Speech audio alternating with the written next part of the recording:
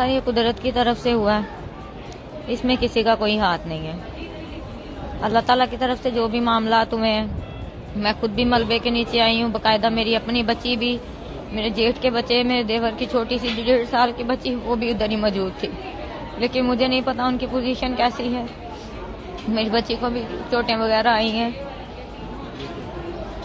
اچھا یہ بتائیں، جب یہ آپ پڑھا رہی تھی وہاں پر تو چھت ابھی بن رہی تھی؟ نہیں سر، یہ جھوٹ ہے، یہ سچ نہیں ہے. سر پہ کنسٹرکشن کا کام ضرور ہوا ہے، میں نے چھت پکی کروائی ہے کیونکہ مالی حالات اتنے ٹھیک نہیں تھے کہ ہم وہ لینٹر وغیرہ ڈال سکتے یا دوبارہ سے ساری کنسٹرکشن کروا سکتے. میں خود محنت مزدوری کرتی ہوں. جو میرے ہسبینڈ ہیں وہ فروٹ کی ریڈی لگاتے ہیں. مریم نواز صاحبہ نے ان کو ریڈی نہیں دی ہوئی، وہ ویسے ہی گھر کے پاس ہی ریڈی لگاتے ہیں.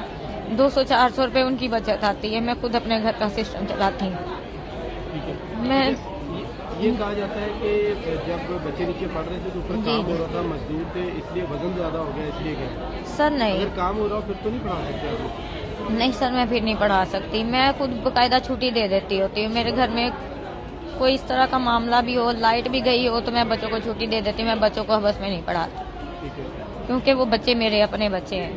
یعنی ابھی چھت بن چکی تھی؟ بن چکی تھی سر، سارا کچھ ہو چکا تھا. نہیں، کچھ بھی نہیں تھا. گارڈر ٹوٹا کیا؟ یہ قدرت کی طرف سے ہوا سر. گارڈر ٹوٹا ہے کیا معاملہ ہے؟ سر مجھے خود نہیں پتا، میں خود ملبے کے نیچے دب گئی ہوں. مجھے خود نہیں پتا کہ میرے کمرے کی کیا کنڈیشن ہوئی ہے، کیسے ہوا ہے، بچے سارے نیچے کیسے آئے. کبھی کبھی ہم چھوٹی مصیبت سے بچنے کے لیے بڑی مصیبت مول لے لیتے ہیں، بڑا پریشر لے لیتے ہیں.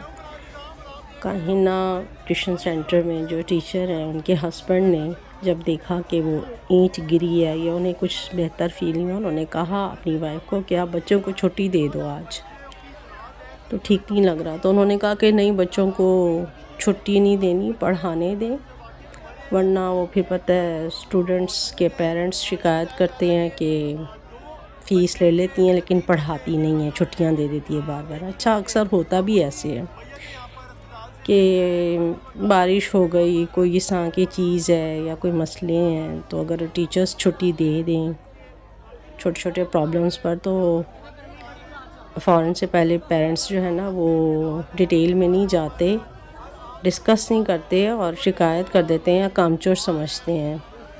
اور یہ صرف ٹیچرز کے ساتھ معاملہ نہیں ہے، ہر لیبر کے ساتھ یہی کچھ ہوتا ہے کہ لیبر کو اگر آپ پے کر رہے ہو تو چاہتے ہو کہ وہ 100/100 دے اپنا. اور اس کیس میں نیچرلی یہی ہوا.